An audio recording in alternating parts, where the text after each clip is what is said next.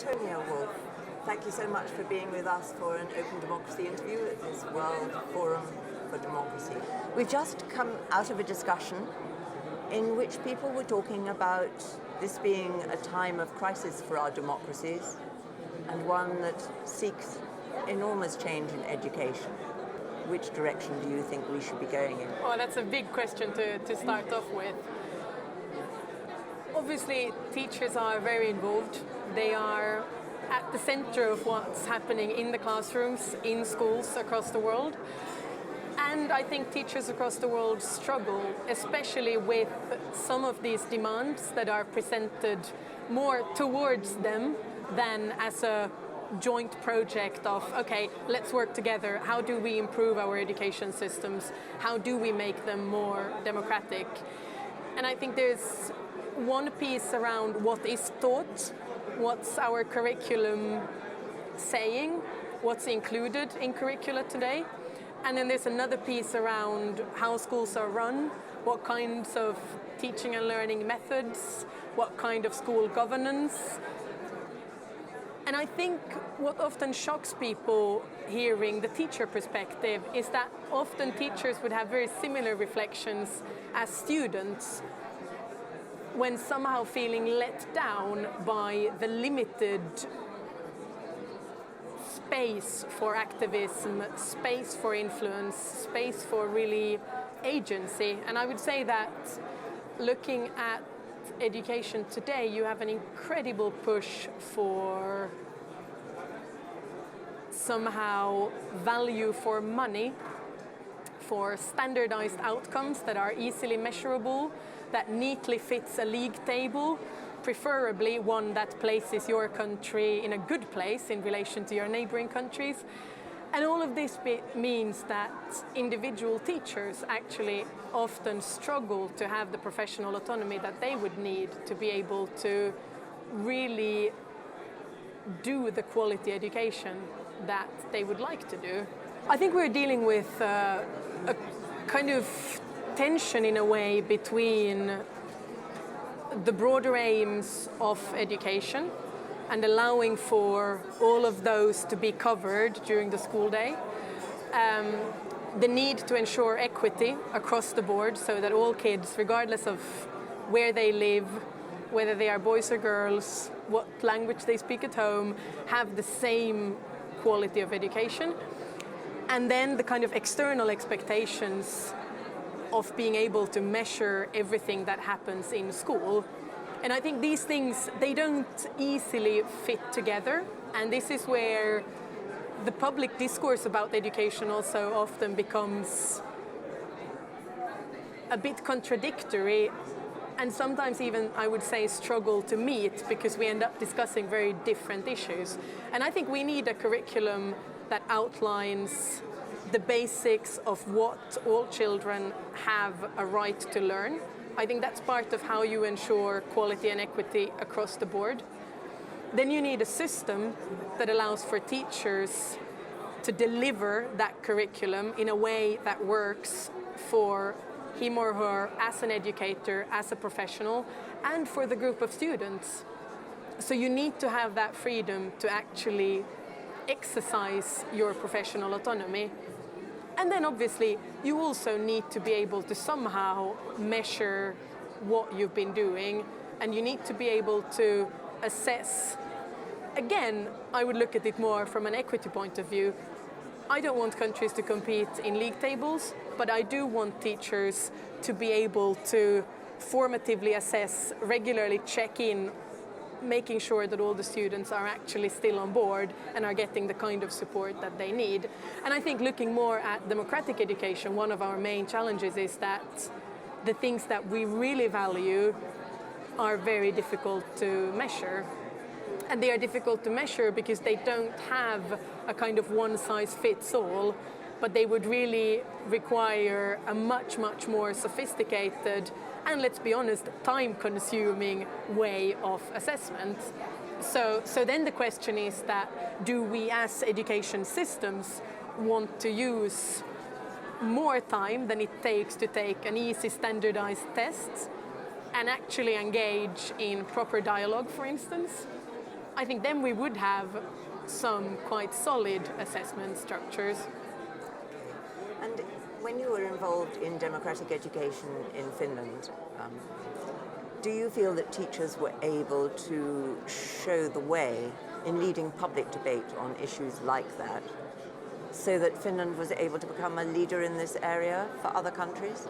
That is, to what extent should teachers be involved in rendering the public literate about the issues at stake? Oh, this is a difficult one. What we did in Finland, we were running quite a small pilot project, and what we were doing was trying to gather students, teachers and parents as the stakeholders that need to find a way of making their school more democratic, really them being the ones that need to decide in what ways they want to become more democratic.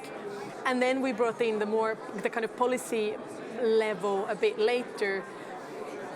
I think there's a tricky balance to be found between allowing for individual teachers to share their classroom experience and their classroom practice as crucial evidence that we need to inform policy making in education, while at the same time respecting that teachers are professionals that already have quite a big workload.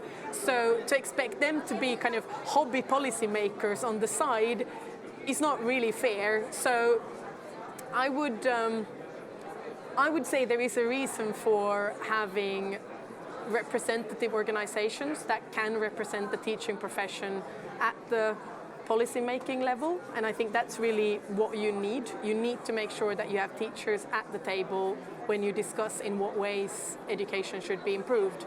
And I think what we should become better at is finding ways of making sure that we also have the students at that table. I think we have many countries where teachers are at the table. They might not always be at the table, and some of the very important discussions might still take place somewhere else after the meeting. But I think the student participation is really a piece we need to look at. I feel at this point I ought to turn to my colleague Kelly and ask you to come in. Yes, absolutely. Hi. So I know a lot of your work at Education International is involved in looking at the Sustainable Development Goals, and at the moment you're looking at some of the implementation and the monitoring of those goals. And there's been some talk of that here this morning about the Sustainable Development Goals and the opportunities they might present for increasing, I guess, political participation. And Erna Solberg, the Prime Minister of Norway, earlier said, and I quote, "These SDGs are a roadmap to the future that we want." I'd be interested to hear your take on that, and also to hear some of the challenges that you think we're up against in achieving these goals and, in fact, increasing any kind of civic participation through them. Oh, I love the question. The SDGs definitely are the roadmap, and I think it is super important that they are being referred to as the roadmap, that they are at the center of the discussions here today. The Sustainable Development Goals bring in a new approach in the sense that they are universal. So while the Millennium Development Goals really looked at how to help the so-called developing countries, the new agenda recognizes that when it comes to sustainable development, when it comes to democratic education, all of the countries are pretty much still developing countries. And what the SDG on education is doing is not only guaranteeing the completion of free primary and secondary education for everybody in all countries, it's also actually including a commitment around education for human rights, education for sustainable development, education for gender equality, for peace. That is really quite a revolutionary commitment, because there is really a promise that now this will have to be given more attention at the global level. It will have to be looked at as an integral part of quality education moving forward. And I think this is also where the Council of Europe really comes in, because the Council of Europe has done lots of good work around education for democratic citizenship and human rights. It's done some great work in really setting standards, setting European norms, which which I think is really, I sometimes feel worried when we discuss democratic education, because I see it almost as a kind of going backwards development, where basically my thinking is that we've gone for a couple of decades, we've moved in a direction of making education more accessible and of a higher quality for everyone. So there was a time when it was only boys that got to go to school, then there was a time when there was only the rich kids that got to go to school. And some of those barriers are very real still today. I mean, disabled children struggle to access quality education in many parts of the world still, for instance. So do girls, mind you. But we've reached a point where there is pretty much consensus around the right of all people to quality education. And what you risk doing, bringing in a kind of parallel system of democratic schools, is that you risk reintroducing a kind of differentiating, stratifying element. And I don't want to be misunderstood, because I quite honestly would have killed to go to a democratic school. And still today, when I hear these examples, there's a side of me that just gets so jealous.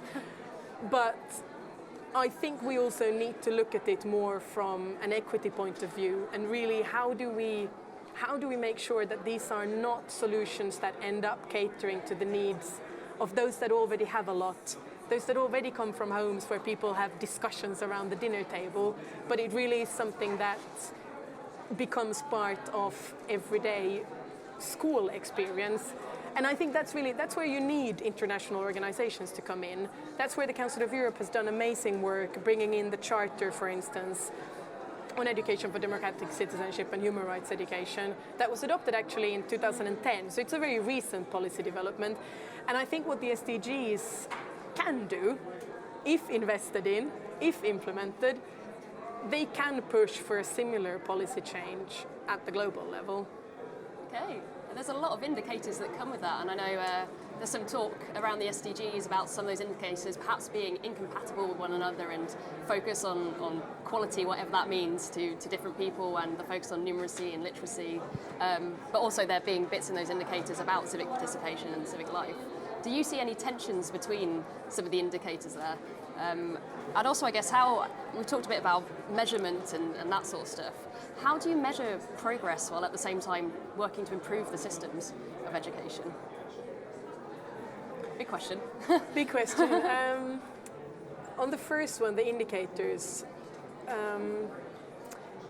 there's a lot of contradictions in the whole indicator debate, and funnily enough, you could apply almost all of the kind of tensions and contradictions around the indicators for sustainable development goals on the whole assessing education for democratic citizenship, education for human rights, because fundamentally it is the same issues.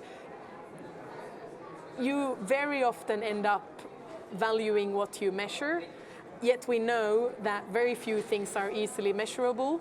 We know that numeracy and literacy end up being hailed as the kind of easily measured things. And obviously, learning to read, learning to count, cornerstones of any quality system. That goes without saying. But then if you set the kind of standard around reading and counting, you also in a way waste a lot of potential when it comes to really fostering change at the higher level. And I think we've been very concerned with the indicators effectively, possibly reducing and kind of translating a transformative agenda into a universal test of reading and counting. So there is an obvious contradiction, and at the same time, the contradiction for us as a more progressive rights-based community is that how do we measure some of these things? what is a fair and good way of measuring human rights education.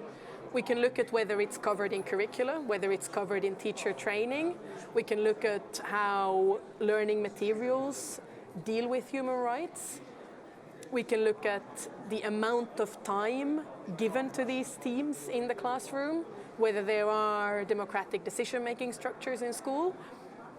But then when it comes to actually measuring the outcomes, I think there isn't yet consensus as to how really do that in the best way. So isn't it a very pressing problem now? How does one introduce properly diverse education at a time when people need to understand the other so much better than they seem to? And on the other hand, this sort of standardization that enables an egalitarian outcome that you were talking about earlier. Isn't that an underpinning tension in all this, which makes it particularly problematic in this era? So you have a lot of differences of opinion, but how do you make students confident about negotiating different ideas, different opinions, without, as you say, being forced back into a situation where only elite students can access that?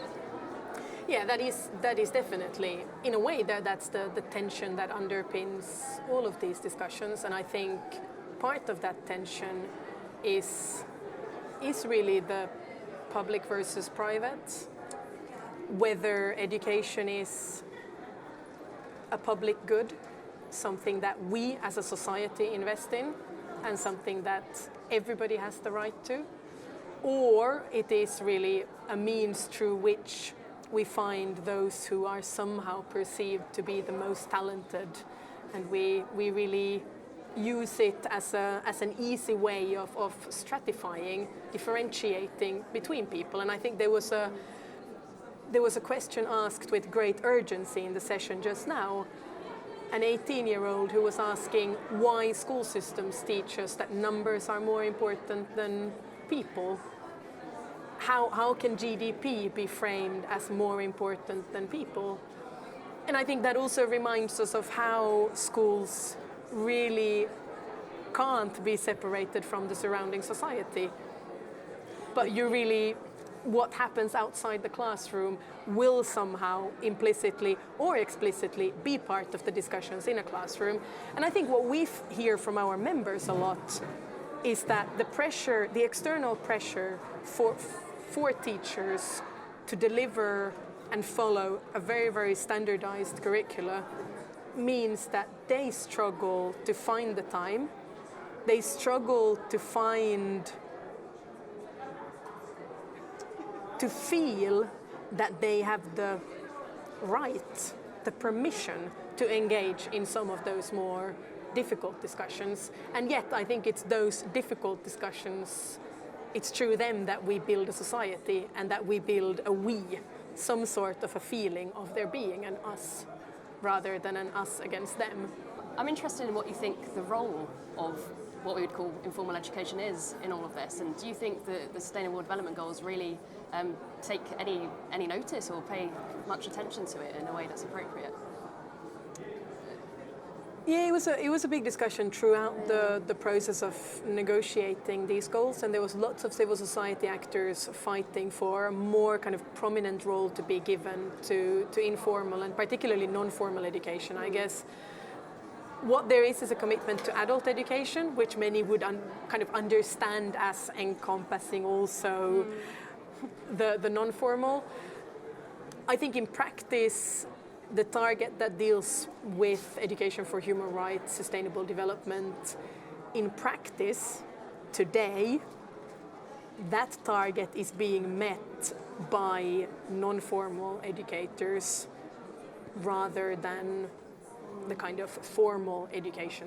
Teachers also haven't had a lot of support in integrating these pieces. And obviously, for any of this to happen, you would need the more systemic pieces to be in place too. You would need policy and curricula, and you would need teacher training, continuous professional development, and materials that can be used in classrooms. I don't think it's in anyone's interest to somehow downplay the role of formal education.